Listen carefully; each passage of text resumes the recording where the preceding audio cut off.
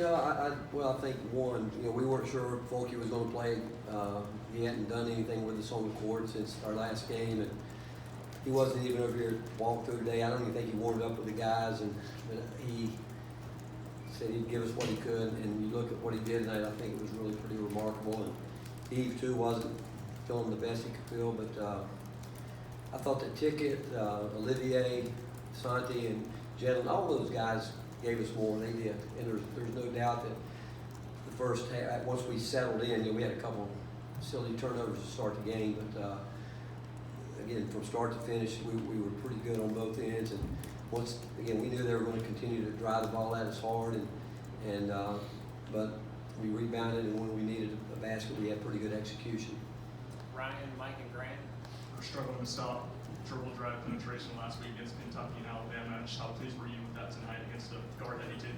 Well, we knew we had to, because again, people are going to keep coming at us until we prove that we can stop it, and I don't think there's any question that, and no one drives it any harder than these guys. I mean, they get that ball to that high percentage area, and they come at you really hard with it, and we did a pretty good job of trying to keep it out of there. And second half, again, you saw how relentless they are trying to keep getting it there.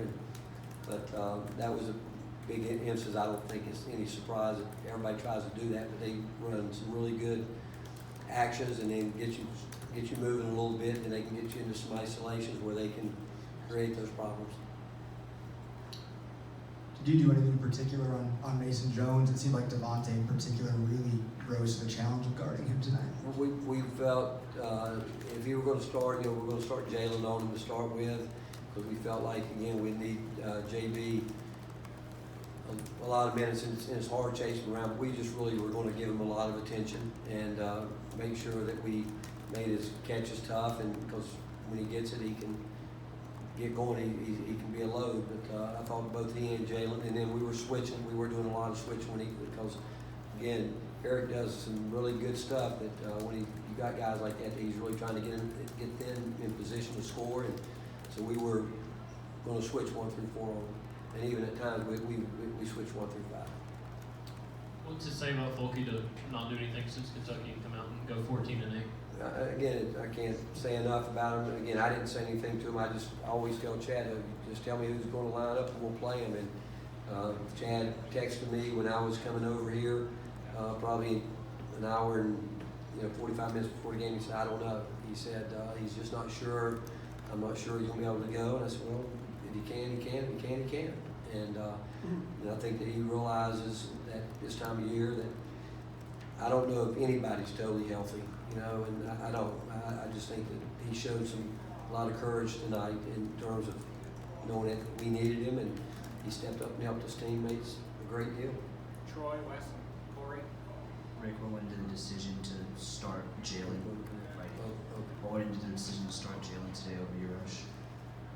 Production and matchups.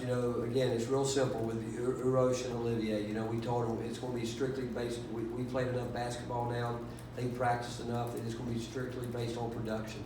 You go and you do your job, and we knew going into tonight's game that again we wanted to start Eve back inside to start the game.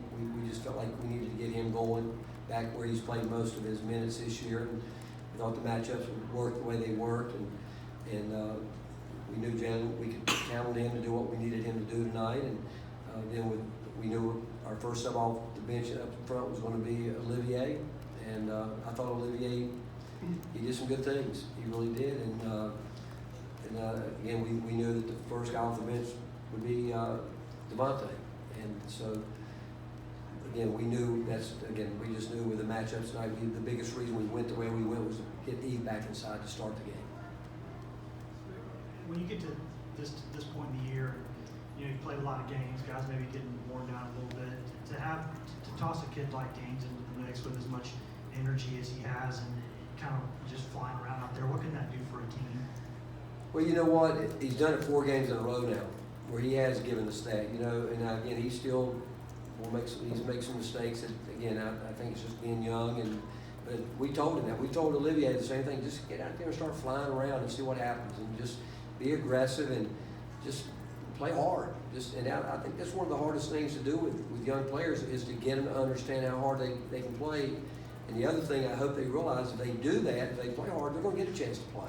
And we'll live with some of their mistakes. But Devontae's done it 4 games in a row now, where he's done exactly what he did here tonight, just flying around and seeing if he can make some things happen. Rick, 40 points in the paint tonight. You guys only shot 16 threes. How satisfied were you to watch them make it an point of emphasis to get the ball outside? Well, that's the way we like to play. We really do, and it's taken them a long time to understand it too. But it's gone both ways. Where finally we've got post guys that are. I thought Eve had some terrific posts up tonight. Folky was getting the ball there, but again, it goes both ways. Where you got to have somebody really wanting it in the post, and then you got to be able to deliver it when it needs to get there. And I've got a lot of respect for Arkansas's defense. That when we told the guy coming into the game, you're not going to have much time. Those gaps are going to close. They're going to get in there. If you put it there, you put it on the floor, they're going to come take it from you. And so we really tried to get movement, ball movement, player movement, to hopefully give those guys a little bit of room in there to work with. Steve and Rob. Just for Scovey, what did you see out of him that enabled him to be so productive, season high in points and assists? Well, anytime you can shoot the ball the way he does, it allows you to be a little bit quicker than you might look. Because they have to respect that shot fake. They've got to respect his little fakes because he has deep range, and he's what makes him such a pretty darn shooter.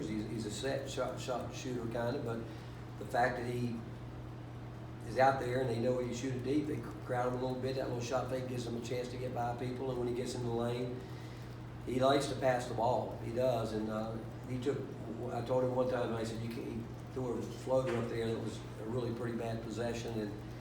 But for a freshman, I keep telling everybody, for what that guy has done and the way it's gone about, it's really remarkable. I mean, how he's been able to, and he learns. I mean, he's a fast learner. He knows, like he was tired tonight when they started doubling in the backcourt. He got sloppy, and he knows it. And but he's got to, again, he'll learn from it. He does. He learns from his mistakes as about as well as anybody that we've coached. And pressure really doesn't bother him. You know, he's just got to get stronger and quicker with it and make things happen a little bit sooner. Everybody good? Let's go to Zach in the back.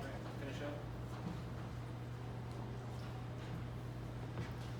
Rick, Coach Musselman said Santi was pretty fun to watch while they were scouting you guys. I'm curious, did you have fun kind of scouting Vescovi's tape before he got it? Oh yeah, he's fun, and I think I can see why Eric would see that because he's been in the NBA a long time. He's seen guys like that where people look at him and probably try to pick apart all the things that they don't do as opposed to what they do. And it was fun watching him because you realize that that he understands the game. You realize he's played at some high-level basketball, and when we first got here, he wasn't in shape. And there's nothing harder to do to play the minutes he was playing when you had to play through fatigue. But now I think for the first time, after the last game he was even with assists and turnovers, and tonight what do you have? So he started to build it up there. And the last couple of games he's done a much better job taking care of it. But it was fun watching him because you just realize that he's got a great feel for the game, and he sees things a step ahead of what some guys do. And the fact he's been able to really try to understand our offense has been, all I can say, is pretty remarkable. Do you have any more plays to get Volky open at the three-point line? Yeah, if he had gone in, I'd hate to see what he would have said. He would have said we need to run some plays for me, But so is that his first one in a long time, or First career. First career. That's by design, just so you know. 100 games? Stop holding him back. Yeah. Anything else? All right, thank you guys. Thank you.